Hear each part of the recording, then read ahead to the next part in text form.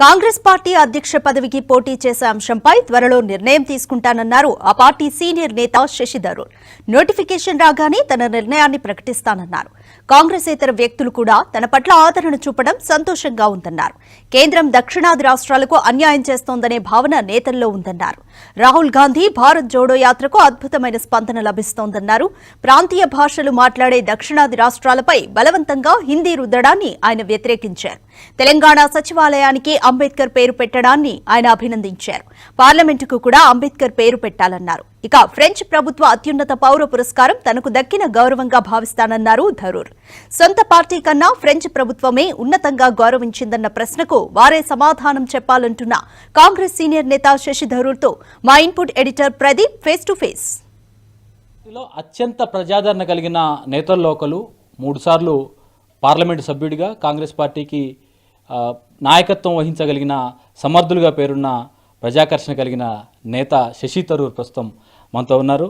Congress party తిరిగి అధికారంలోకి వచ్చేందుకు, పార్టీ పునర్వైభవం సాధించేందుకు చేస్తున్న ప్రయత్నంలో భాగంగా, అలాగే దక్షిణాది రాష్ట్రాలకు జరుగుతున్న ట్రీట్మెంట్ ఏ రకంగా ఉందన్న ఒక దక్షిణ డైలాగ్ అన్న పేరుతో జరుగుతున్న ప్రోగ్రామ్ అటెండ్ అయ్యేందుకు ఆయన హైదరాబాద్ వచ్చారు. ఈ సందర్భంగా వారితో మాట్లాడుతున్నాం.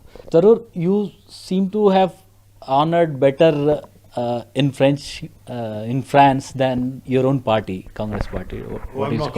I'm not sure that's fair. But the fact is that I have been working in my party for the last almost 14 years. I've been an MP 3 times, elected from Thiruvananthapuram. So I hope that the party sees some merit in the contributions that I've made as a Congress politician. Because not just in Congress Party, many youth, especially youth in your own party and across non-Congress youth also, they want leaders like you to come up on the field. And many youth, because 25 youth below 25 years, they constitute around 50, more than 50% in the election process. So they want you to be the leader of a main party.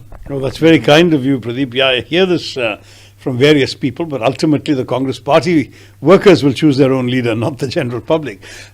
I will say, though, that I'm very touched that young people have so much of interest in what I have to say, and I'm always happy to, in turn, oblige them by addressing some of their concerns. Every time there are some issues involving exams, students, campuses, they all write to me, even if it's not from my state or my constituency. And I'm very happy to extend support because I believe that they are the future of our country. And you're right, they're not all Congress supporters, but they still come to me, and that's something that I'm very happy to recognize and to support. And when they want to see you up in the ladder, on the ladder, and why don't you contest the elections? And if the demand comes from outside the Congress party and within the Congress party, what is it? Well, look, I mean, as I said, the Congress party will choose its own leader. There's a process that has been announced. On the 22nd of September, the notification will come. And thereafter one can see what one should do. But thank you for the suggestion. I'll think about it. You are interested in contesting? I have not ruled anything out, and I have not ruled myself in. Okay. How do you look at the process of electing the new president within the party is going? I mean, how satisfied are you? Very much to the credit of the party, Pradeep, that we have a party that is willing to have a serious discussion about what you expect from a president and give the party workers a say in deciding who should lead them. I think that's a very healthy development. How do you look at the comments of Ghulam Nabi Azad? What he is saying is whatever is happening in Congress party is just a already made up plan. Well, he's a very senior, respected leader of our party for 50 years. I would wish that he had stayed in the party and fought for change or reform or for some sort of progress, if that was his view. Now coming to the place where you are in. You are here to attend a Dakshin dialogue while your party ex-president is doing a Bharat Jodo Yatra from Dakshin. What is this contrast? He is trying for Bharat Jodo and you are doing a Dakshin dialogue, what is it? No, I mean, the Bharat Jodo is continuing. I've marched with him, alongside him, in my constituency, which, Thiruvananthapuram is the first constituency in Kerala once you cross from Kanyakumari and Tamil Nadu. And I have to say that it's a very inspiring thing. The crowds that turned up to greet him and support the march have been truly exciting and inspiring. 6:30 in the morning in Parashala on the border with Tamil Nadu, we had thousands of people standing there to greet him. It was amazing. And we saw them lining the streets and so on. So I'm really hoping that this yatra continues to pick up steam, to gather momentum, and to keep the people thoroughly engaged in what we're trying to do to promote India's unity and progress. But at the same time, carrying on other kind of work, intellectual discussions on things like the Dakshin dialogue that you talked about, also things like the parliament session coming up, other challenges, those will also have to go on. So very few people, I think only about 100 of our colleagues are actually marching the whole way with Rahul Gandhi. Everyone else is going, marching for a few days, coming back, doing their other work, maybe going again, all of that. And I think that's not a bad way of doing it, because we cannot tie down the entire party. Any specific reason that you started this Bharat Jodo Yatra from the south? Do you think Congress is stronger, you have better support, better than the northern states? To be honest, I don't know if this was fully discussed at any stage in the committee of which I'm a member. All I can say is that it's either Kashmir to Kanyakumari or Kanyakumari to Kashmir. And perhaps the feeling was that to gather up steam and arrive in the north with a lot of support behind you may have been more logical than starting in the north and then coming to the south. But that was a call that I personally did not discuss. It was just assumed it will start this way and move up. The initial intent, as you may remember, was to start on Gandhiji's birthday. Then for various reasons it was started earlier. And now by the time we get to Gandhiji's birthday, we will have left both Tamil Nadu and Kerala behind. I witnessed your conclave, your conclusion. In this, many speakers spoke that south states are being meted out some partial view. Well, I think the speakers were from the south, but the general argument was about federalism. It was about the states not getting their fair share of what the centre collects from the states. You see, let's face it, the south has been subsidizing the north for quite some time. In terms of the taxes we collect in the south, we only get a certain small portion back, whereas the taxes that are paid in the north, they get a larger share of central revenues. But that's because they are poorer, they are less developed in terms of human development, economic development, and so on. And I think the south understands and appreciates that in a big country like ours, the more successful, more prosperous states do need to help the less prosperous ones in the north. But at the same time, they don't want to be penalized for their own success. You know, if you are doing well in health and education, the reward should not be that you get less money from the center for health and education. That is currently part of the problem.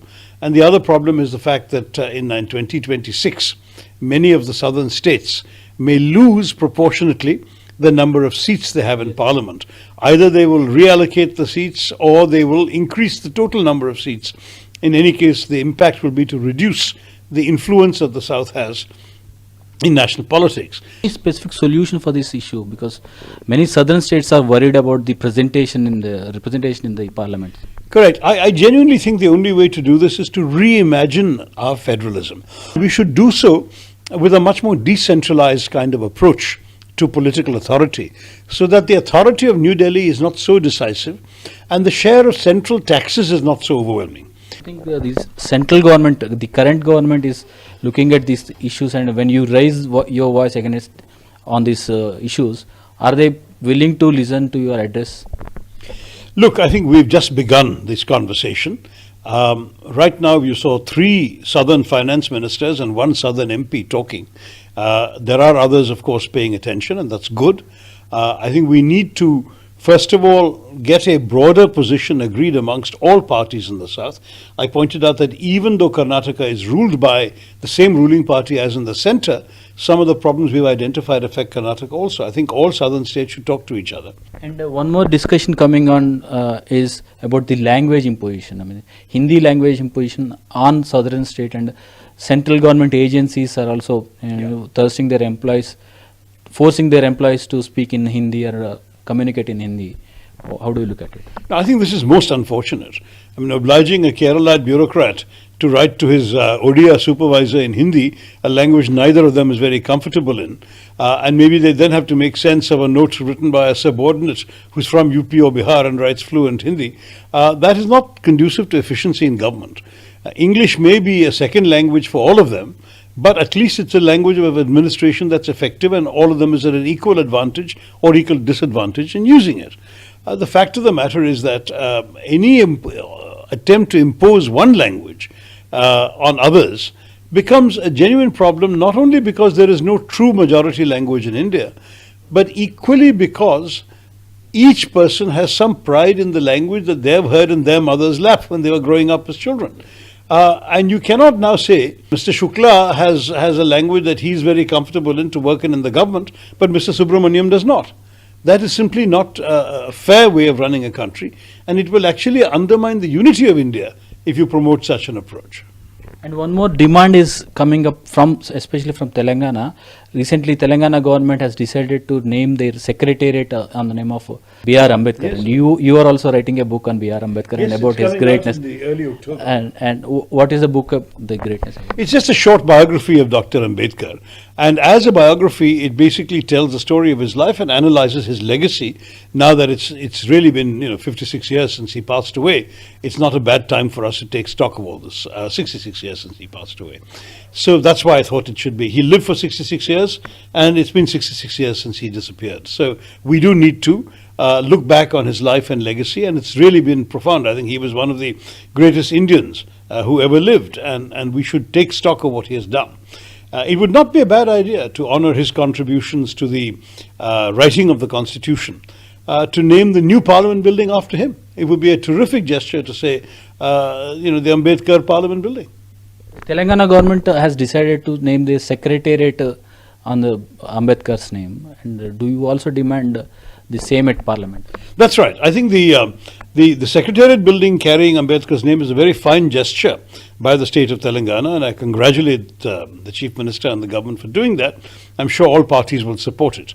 And similarly, I think in the national capital, we should honor this great leader who was the chairman of the drafting committee of the Constitution and one who contributed so much to the structure of our democracy. We should honor him by actually going ahead and naming the new Parliament building the Ambedkar building to distinguish itself from the old Parliament building. Idi Shashi Tharoor to TV5 special interview.